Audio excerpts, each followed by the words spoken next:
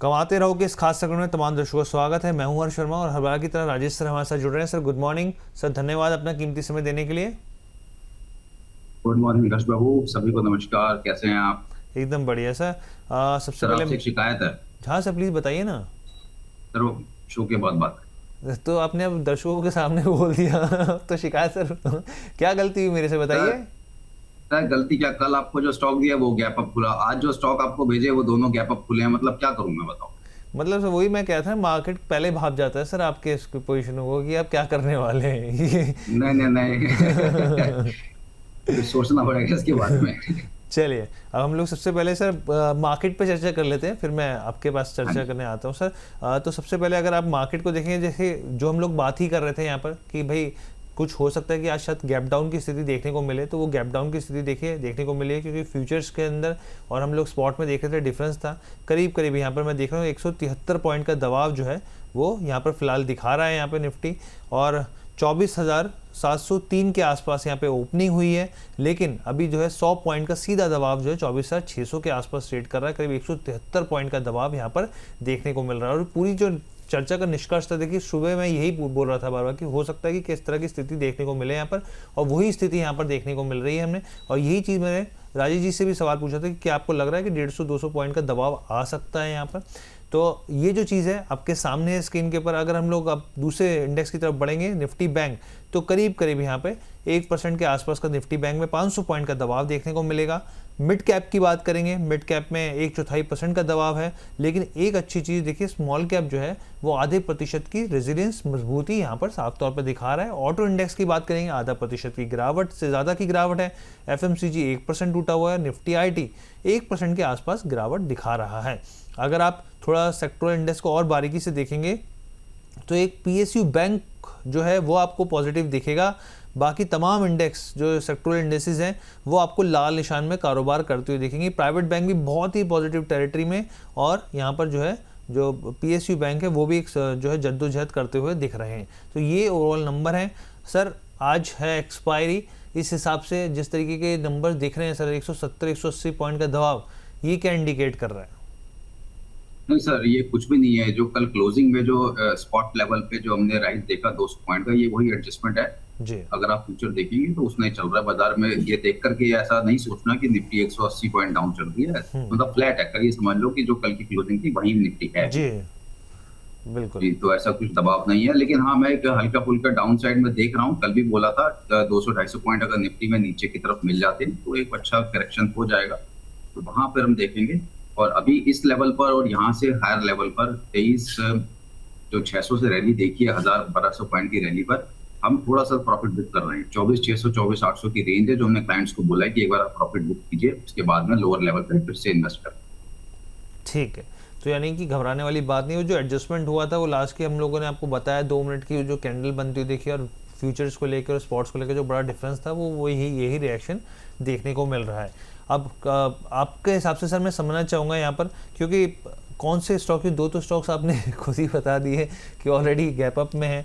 क्या करना चाहिए सर फिर, क्या सलाह रहेगी आपकी? हाँ, देखिए गैप अप तो है, लेकिन कल के ना क्लोजिंग शो में भी दिया था आरबीए, रेस्टो ब्रांड एशिया। तो कल हमने 70-71 के भाव पे दिया था, अभी 81 का भाव में लग गया है। तो जो लोग हमारा क्लोजिंग शो देख रहे हैं उनको तो बेनिफिट मिला होगा। जी। पर अभी भी मैं यहाँ से उस पर बुलिश हूँ। पूरा मैनेजमेंट और चेंज हो रहा है, प्रमोटर चेंज हो रहे हैं, तो टर्न अराउंड हो सकता है कंपनी में।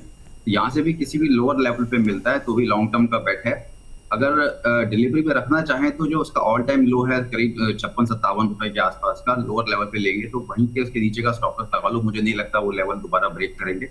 और अगर किसी को 200 दिन मूविंग एवरेज का स्टॉप लॉस लगाना है तो 65 के नीचे का लगा दो। ये आपके ऊपर डिपेंड करता है, लेकिन लॉन्ग टर्म बेट है। 100 के ऊपर के लेवल देखने को मिलेंगे, तो घबराने की जरूरत नहीं है। हायर लेवल पे अभी मतलब वेट कर लो, थोड़ा सा डिक्लाइन मिलेगा तब ले लेना। अच्छा, तो यानी कि सर इसको आप मान के चल रहे हैं कि 100 तक के भी टारगेट्स आ सकते हैं यहाँ पर ना? सर 100 तो पहला टारगेट है, 100 के ऊपर आएंगे सर। अच्छा, क्योंकि पूरा टर्न अराउंड की स्टोरी आप यहाँ पर देख रहे हैं। जी जी। चलिए ठीक है, तो ये तो हो गया पहला शेयर सर का। अच्छा, दूसरा शेयर कौन सा रहेगा सर फिर? सर दूसरा टेक्निकली ब्रेकआउट है एंथेम बायोसाइंस में। मैं 825 रुपए के ऊपर की क्लोजिंग का वेट कर रहा था। इसके अंदर अगर डेली और वीकली दोनों ही चार्ट पैटर्न पर कप एंड हैंडल का ब्रेकआउट आया है 825 रुपए के ऊपर। तो जी। ये काउंटर मुझे लग रहा है कि अब ऑल टाइम हाई क्रॉस करेगा और हो सकता है 11-1200 तक के भी लेवल आने वाले समय में दिखाए। जैसे कि सब जानते हैं कि 1000 रुपए के ऊपर मैं वैसे भी बुलिश हो जाता हूँ किसी भी काउंटर पर, तो उसको बेचने की सलाह तो देता नहीं हूँ। जी। हमने देखा एथर एनर्जी 1000 क्रॉस हुआ, आज देखो 1500 आ गया। एथर इंडस्ट्री 1000 क्रॉस हुआ, वो 1500 से ऊपर है। तो 50-50% के रिटर्न अगर 3-3, 4-4 महीने में आ जा रहे हैं तो कुछ तो बात होगी 1000 के लेवल में। तो मैं उस पर काफी बुलिश हूँ। तो अगर एंथम बायोसाइंस 1000 के ऊपर चलता है तो फिर तो कहीं भी जा सकता है। आप इसमें स्टॉप लॉस लगाना चाहो तो देखो, छोटा स्टॉप लॉस अगर 200 दिन मूविंग एवरेज का लगाते हो तो 700 के नीचे, और अगर आप बड़ा स्टॉप लॉस लेते हो डिलीवरी के लिए होल्ड करते हो तो 600 रुपए का स्टॉप लॉस लगा करके एंथम बायोसाइंस में होल्ड करके बैठो। टारगेट 11-1200। ठीक है।